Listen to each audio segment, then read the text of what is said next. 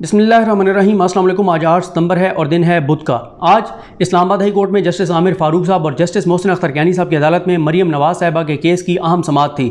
जैसे कि आप जानते हैं कि पिछली समाअत पर भी अमजद परवेज़ साहब पेश नहीं हुए थे और आज भी अमजद परवेज़ साहब जो मरियम नवाज साहिबा के वकील हैं वो आज नहीं आए। आज मरियम साहिबा गो के जल्दी आ गई थी और उसकी वजह यह है कि पिछली बार जब वो ताख़ीर से आई थी तो उस पर जस्टिस आमिर फारूक साहब ने क्योंकि पूछा था कि कानून क्या कहता है कि जब केस कॉल हो और केस चल रहा हो और अगर मुलजिम जो है या मुलजिमा ना पहुंचे तो क्या किया जाता है, यानी उसकी बेल फिर रिकॉल कर ली जाती है, वापस ले ली जाती है। और फिर इस वजह से आज वो बहुत टाइम से पहुंच गई थी। लेकिन आज एक और इम्पॉर्टेंट बात यह भी हुई कि आज इस्लामाबाद पुलिस ने और इस्लामाबाद हाई कोर्ट की इंतज़ामिया ने आज मुस्लिम लीग नून के कारकुनान को उस तादाद से कमरे अदालत में नहीं आने दिया जिस तरह से पहले वो आ जाते हैं। और आज गो के MNAs MPs तो मौजूद थे और कुछ ये अगली वीडियो में खैर आपको बताऊंगा कौन कौन था आज भी। और पिछली समाअत का भी मैंने आपको वीडियो में नहीं बताया कि कौन कौन था, क्योंकि हम ये देख रहे हैं कि जो सिलेक्टेड लोग हैं, जो मखसूस नशिस्तों पर आते हैं वो ज़्यादा आते हैं, जो इलेक्टेड लोग हैं, जो मेन लीडरशिप है मुस्लिम लीग नून की और खासतौर पर शहबाज शरीफ ग्रुप, वो नहीं आते। तो लेकिन आज कमरे अदालत का माहौल इसलिए भी पुरसकून था कि अदालती अमले की जानिब से बार बार वार्न कर दिया गया कि मीडिया टॉक नहीं होगी, मीडिया से गुफ्तगू नहीं होगी। और इसीलिए कमरे अदालत के अंदर मरियम नवाज साहबा जो हैं उन्होंने आज कोई मीडिया टॉक नहीं की, सिर्फ एक रिपोर्टर को उन्होंने खुद सलाम किया और वो रिपोर्टर जाके उनको मिले, जो अवैस कियानी साहब हैं वो उनको जाके मिले। इसके अलावा मीडिया से उन्होंने कमरे अदालत के अंदर टॉक नहीं की। उसके अलावा आज ये बता दूं आपको 1:10 पर जजेस आए और समाअत का आगाज़ हुआ। जैसे ही समाअत का आगाज़ हुआ तो मरियम नवाज साहबा जो हैं वो रोस्टम पर गई, उनके साथ अता तारड़ साहब थे और मरियम नवाज साहबा ने कहा कि मैं 2 बातें करना चाहती हूँ। एक तो उन्होंने ये कहा कि उनके वकील अमजद परवेज़ साहब ने केस उनका केस लड़ने से इनकार कर दिया है और उसकी वजह उन्होंने ये बताई कि कोविड के बाद उनकी सेहत इजाज़त नहीं देती कि वो इस तरह से अदालत में पेश होकर दलाइल दें। हालांकि ना तो ये डे टू डे हेयरिंग है, ना ही ये लंबी समाअत है और 1-1.5 घंटे की समाअत होती है।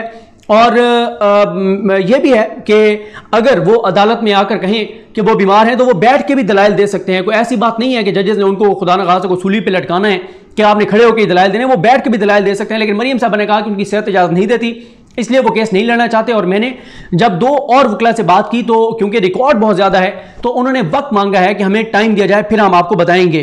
तो इस पर आमिर फारूक साहब ने कहा लाइटर नोट पे कि आप रिकॉर्ड देख के ना घबराएं, उससे ना डरें कि रिकॉर्ड बहुत ज़्यादा है। तो आमिर फारूक साहब ने कहा कि जी ये बिल्कुल आपका इस्तेहकाक है, आपका इख्तियार है कि अगर आप वकील बदलना चाहती हैं तो आप बिल्कुल बदल लें, हम आपको पूरा टाइम देंगे। और मरियम साहब ने कहा कि मैं इसलिए वकील चेंज करना चाहती हूँ, ये तासुर ना जाए कि हम इसको डिले करना चाहते हैं। और इस पे आमिर फारूक साहब ने उनसे पूछा कि आपको कितना टाइम चाहिए, तो उन्होंने कहा 1 माह का वक्त चाहिए। लेकिन उनकी ये इस्तदा मुस्तरद हुई और उनको 23 सितंबर तक का टाइम दिया गया कि 23 सितंबर तक आप नया वकील कम से कम हमारे सामने तो लाएं, आपका वकील पेश तो हो।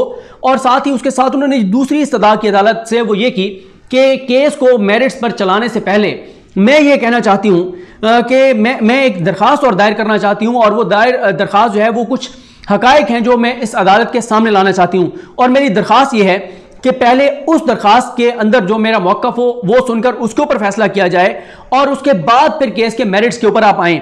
उस पर भी आमिर फारूक साहब ने और मोहसिन अख्तर कैनी साहब ने कहा कि कोई भी दरख्वास्त दायर करना आपका इस्तेहकाक है, आपका हक है, आप बिल्कुल दायर करें। लेकिन यहाँ पर आपको एक इंपॉर्टेंट पॉइंट बताता चलूँ कि किसी भी अदालत में कोई भी दरख्वास्त दायर करने की इस तरह इजाज़त की ज़रूरत नहीं होती। आज नैब की जानिब से जो सरदार मुजफ्फर अब्बासी साहब हैं, उस्मान चीमा साहब हैं, मौज़म हबीब साहब हैं, बाकी जो नैब की टीम है वो भी मौजूद थी। वो मुकम्मल तौर पर नैब की टीम मुकम्मल तौर पर तैयार है। नैब की टीम मुकम्मल तौर पर दलाइल देने के लिए तैयार है, केस को आगे चलाने को तैयार है। लेकिन मरियम नवाज साहिबा, उनकी फैमिली और उनके वकील जो हैं वो डिलेइंग टैक्टिक्स जो है वो उसको इस्तेमाल कर रहे हैं। अब इस पे थोड़ा सी बात कर लेते हैं। तो इस पे बात करेंगे कि मुमकिन तौर पे उस दरखास्त में क्या हो सकता है, वो अलग बात करेंगे। लेकिन ये मैं आपको बता देता हूं कि क्या ये वजूहात हो सकती हैं अमजद परवेज़ साहब के ना आने की। एक वजह तो ये हो सकती है कि ये डिलेइंग टैक्टिक्स हों कि कभी मरियम साहबा नहीं आती, कभी उनके वकील नहीं आते, एडजमेंट मांग ली जाती है, कभी जनरल एडजमेंट के ऊपर है, कभी कोविड जो है वो उनको जो है वो खदशात हैं कोविड के। लेकिन लुबे लुबाब यह है कि ये केस डिले करने की कोशिश की जा रही है और बार बार हम आपको अपनी वीडियोस में बताते रहे हैं कि शरीफ खानदान ये चाहता है कि किसी तरह से इस केस को 2023 तक इस तरह से खींच कर ले जाएं कि ये case supreme court of Pakistan में उस वक्त जाए जब काजी फाइज ईसा साहब चीफ जस्टिस पाकिस्तान हो। ये शरीफ खानदान की कोशिश है, ये काजी फाइज साहब की ख्वाहिश नहीं है। ये शरीफ खानदान की कोशिश है कि ना तो ये केस जस्टिस गुलजार साहब के दौर में जाए, क्योंकि गुलजार साहब वो जज हैं जो पनामा केस का बेंच का हिस्सा थे। वो शरीफ खानदान की तमाम करप्शन, लूट मार, इस सारे मामला से बहुत बखूबी वाकिफ हैं, क्योंकि वो केस सुन चुके हैं और पहले ही मरले में जस्टिस खोसा और जस्टिस गुलजार नवाज शरीफ को नाअहल कर चुके थे और वो कह चुके थे कि इस केस को आगे वो उसमें JIT बनाने की जरूरत ही नहीं है। पहले ही मरले में उन्होंने नाअहल कर दिया था नवाज शरीफ को। दो में से एक चीफ जस्टिस पाकिस्तान जस्टिस गुलजार अहमद साहब थे। दूसरी जो वजह हो सकती है वो ये हो सकती है कि जो अमजद परवेज साहब हैं वो वाकई जो मरीम साहबा चाह रही हैं कि वो शायद चाह रहे हो कि वो डिलेइंग टैक्टिक्स से इस्तेमाल नहीं करेंगे।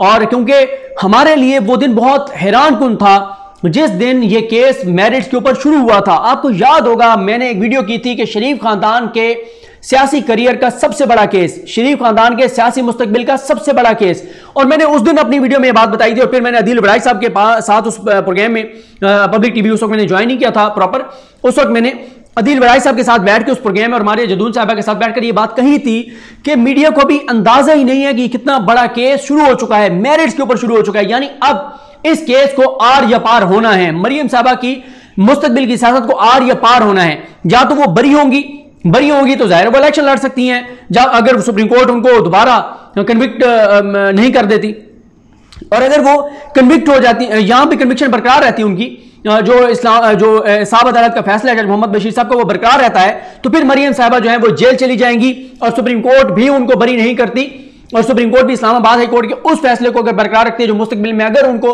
जो है वो सजाएं बरकरार रखने का आता है, तो फिर मरियम साहबा 7 साल जेल से बाहर नहीं आ पाएंगी और फिर मुस्लिम लीग नून की सियासत कहां होगी वो मुझे बताने की जरूरत नहीं है, आप खुद इस पर एनालिसिस कर सकते हैं।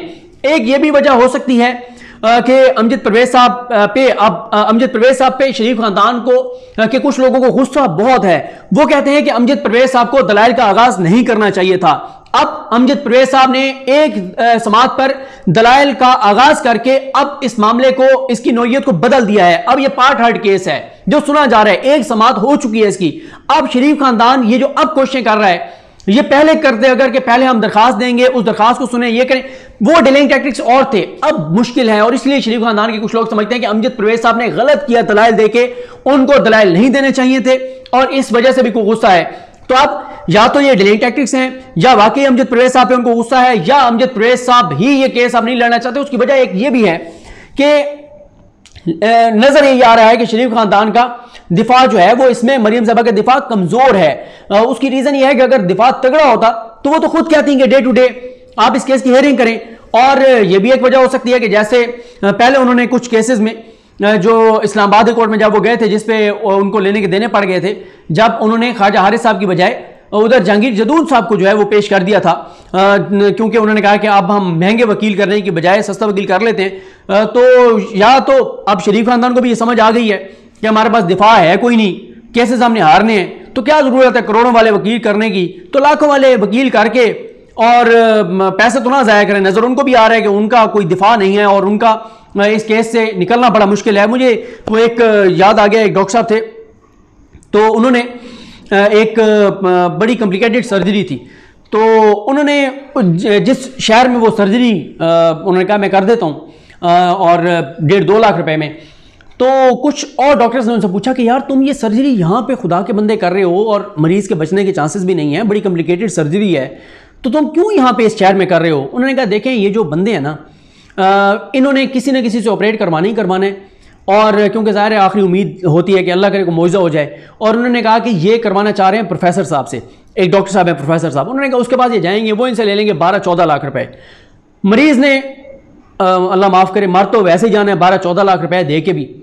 तो मैंने कहा चलो मैं 1.5-2 लाख में मार देता हूँ ताकि इनकी जो है वो बचत हो जाए, इनके कोई पैसे बच जाएं। तो शरीफ खानदान भी लगता यही है कि उन्हें पता यह है कि इस केस में बचना शचना कोई नहीं है, तो बजाय इसके कि करोड़ों रुपए वकीलों को दें, चंद लाख रुपए से को वकील पेश करके और बाकी अब वो जो एक मामला करने की कोशिश की जा रही है ना कि जो मरीम साहबा ने दरखास्त देनी है उस पर हम बात करेंगे कि वो दरखास्त क्या है, क्यों देना चाह रहे हैं और उसमें क्या कुछ हो सकता है, उस पर बात करेंगे। लेकिन ये आज की समाअत का अहवाल है, 23 तारीख तक का टाइम मिला है, 23 सितंबर तक नया वकील या तो पेश करूंगा। हाँ, बहुत इंपॉर्टेंट पॉइंट याद आ गया, जब ऑर्डर लिखवाया जा रहा था तो आमिर फारूक साहब ने कहा कि वो उन्होंने तो पावर अटार्नी अपना वापस ही नहीं लिया, यानी वकील साहब की जानिब से नहीं आया कि मैं इस केस से विड्रॉ करना चाहता हूं, तो लेकिन हम आपका बयान रिकॉर्ड कर रहे हैं। तो उस वक्त मामला संभाला अता तारड़ ने।